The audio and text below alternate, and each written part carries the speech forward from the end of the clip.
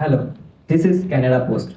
You have an urgent package held at customs due to unpaid duties. Press 1 to resolve this now. Have you ever received a scam call like this? It's annoying, right? But have you ever asked what's on the other end of the call? Today, we uncover a system where hundreds of thousands are forced to commit scams. Most of them are educated and tech-savvy people. These victims are beaten, starved, and tortured until they break and scam others to survive. This is not just fraud. This is cyber slavery. Hello everyone, my name is Maharshi. I'm Kelly. Today our topic is Myanmar cyber slavery crisis, and its systems analysis of illicit networks and human exploitation. Okay, let me tell you about Jiang, a guy same like my age, same like you might be, from my hometown in Jiangxi, China. In 2021, he accepted a good job offer abroad. After that, his family cannot find him. They lost contact with him. By 2023, his family received a call asking for ransom. They picked him up.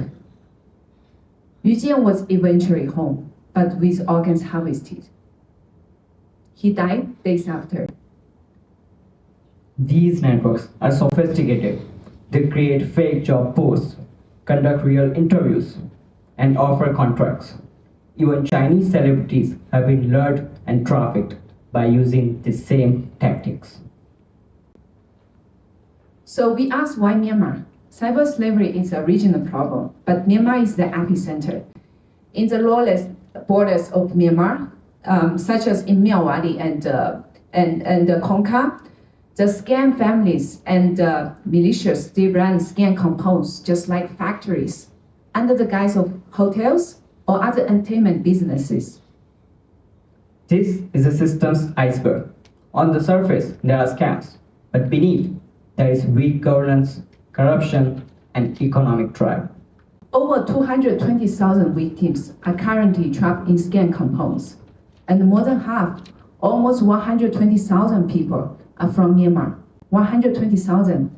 Moreover, annual global flood damages are estimated to be $10.5 trillion in 2025.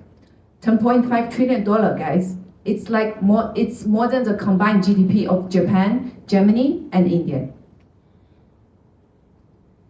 To know the system, we have to look into the past. This system didn't begin with scams, it began with colonization. The British divided Myanmar's borderlands. After independence, the central state never fully regained control again. And when global drug crackdowns began, the heroin gave way to casinos and now to cybercrime. We can see these networks, they didn't disappear, they just evolved. But what holds this system together? It starts with political fragmentation. Decades of civil war has left Myanmar's border region virtually lawless, and this has created space for illicit power networks to grow and thrive. And scam compounds often operate under the cover of special economic zones, with tacit or active collusions between government officials, ethnic militias, warlords, and foreign investors. The four powerful stakeholders that sustains the scam economy. These powers work together and make profit from scam industry.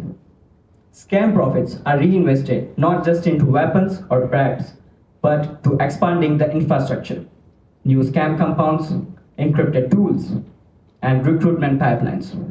Then the economic collapse and underemployment make young people vulnerable to fake job offers and trafficking.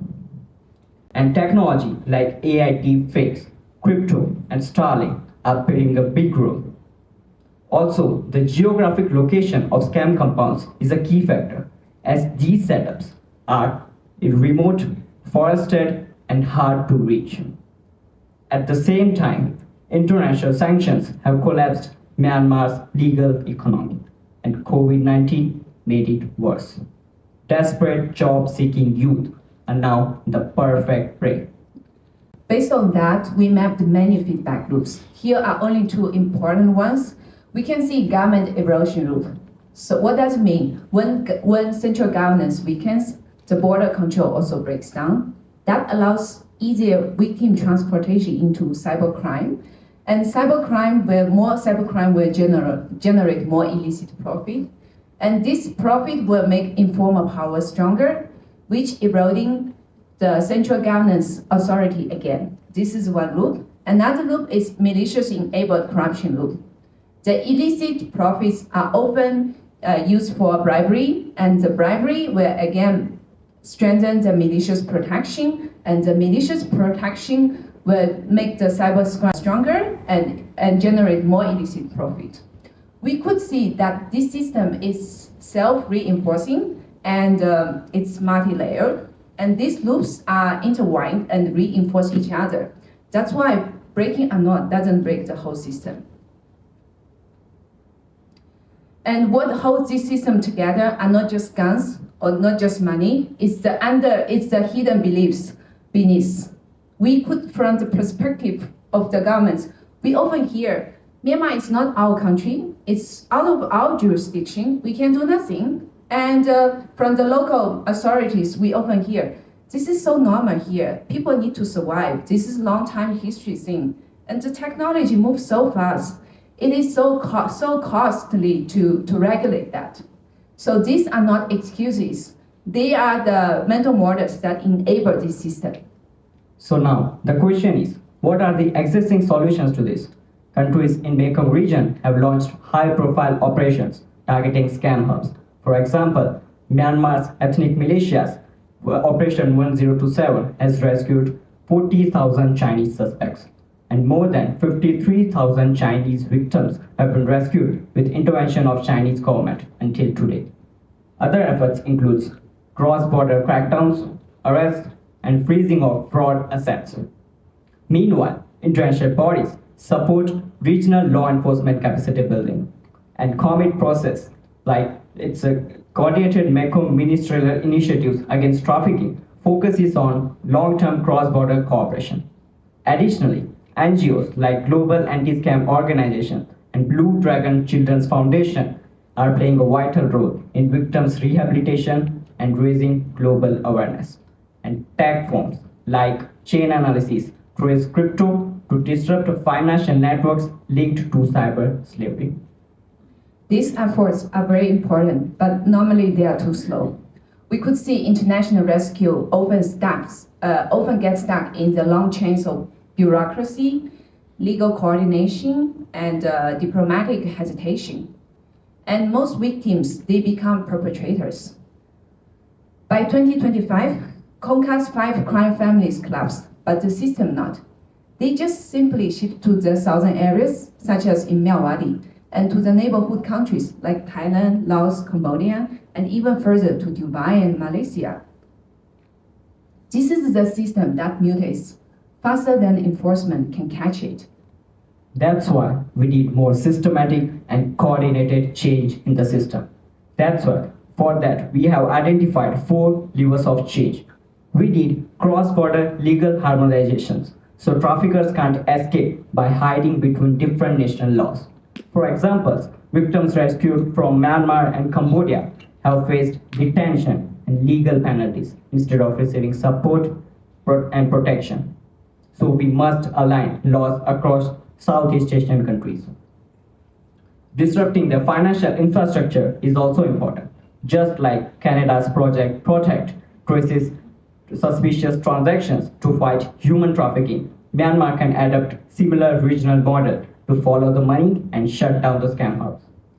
And to truly break the silence, we must amplify survivor stories, because when survivor speaks, the world listens. We must fund safe storytelling and strong journalism to turn whispers into movements. Mapping the system, we have learned that the borderland is not a failure. Actually, it's a design.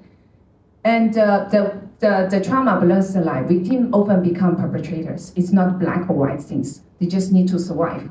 At the same time, the networks are so fast, decentralized, and too resilient, but the government are not.